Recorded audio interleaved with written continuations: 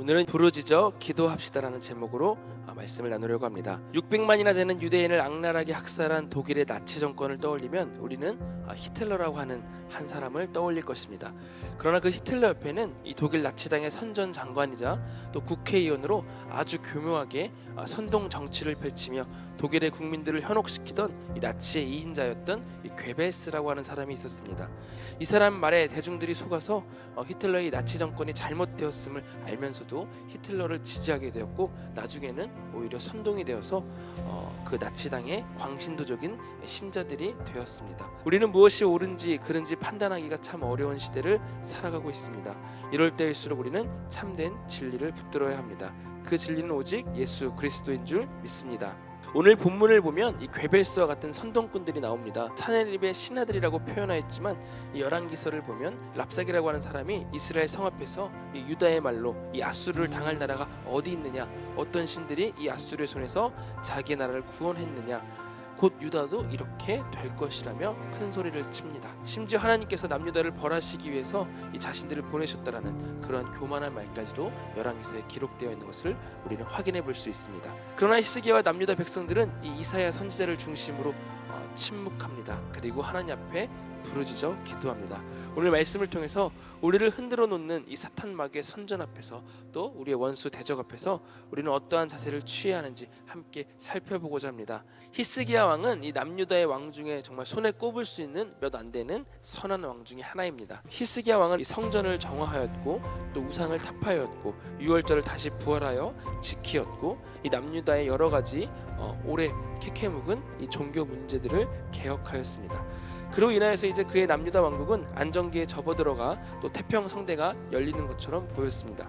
그런데 오늘 뜻밖의 문제가 그를 기다리고 있었습니다. 그것은 바로 세력을 확장해 오고 있던 이 아수르라고 하는 대국이 수많은 대군을 이끌고 남유다를 침략해온 일이었습니다. 오늘 본문의 또 다른 주인공이라 할 수 있는 이 아수르의 왕 사네립은 약 24년간 아수르를 다스렸던 그런 왕입니다. 이 열왕기서를 보면 사네립은 약 2번에 걸쳐서 남유다를 쳐들어온 것으로 우리는 확인할 수 있습니다. 이 첫 번째 침략 당시 히스기야는 이 사네립에게 수많은 배상금을 주어 그 위기를 모면하였습니다. 하나님을 의지하지 않고 인간적인 방법으로 해결하려 하였던 히스기야 왕은 굴복적인 패배를 당하게 된 것입니다. 그리고 약 2년 뒤 다시 이 아수르는 남유다를 침공하기 위해서 2차 침략을 강행합니다. 이 아수르의 군대가 즉시 예루살렘 청으로 쳐들어오게 됩니다. 그 1차 침공 때와 다른 것이 있다면 그는 이사야 선지자를 중심으로 하나님 앞에 부르짖어 기도한 것을 우리는 볼 수 있습니다. 히스기야 왕이 여호와 앞에 기도하자 여러분들 어떤 놀라운 일이 일어났습니까? 여호와께서 히스기야의 기도에 응답하셔서 한 천사를 보내어 아수르의 왕의 진영에서 모든 큰 용사와 대장과 지휘관들을 멸하셨다라고 기록하고 있습니다. 그리하여 승승장구했던 이 아수르의 사네립 왕은 낯이 뜨거워져서 민망해서 정말 자신들의 수도인 니느웨로 퇴각하고 맙니다. 퇴각한 아수르의 사네립 왕은 결국 죽임을 당하고, 그때부터 아수르는 혼란에 빠져서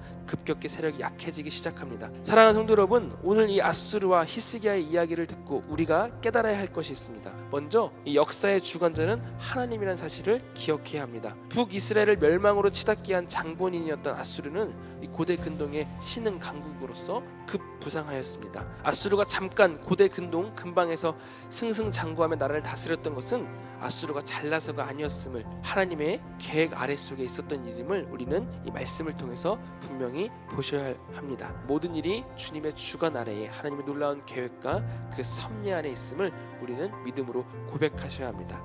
그러하게 우리는 언제나 겸손하게 하나님 앞에 나아갈 줄 믿습니다. 두 번째로 우리는 히스기야 왕처럼 기도해야 합니다.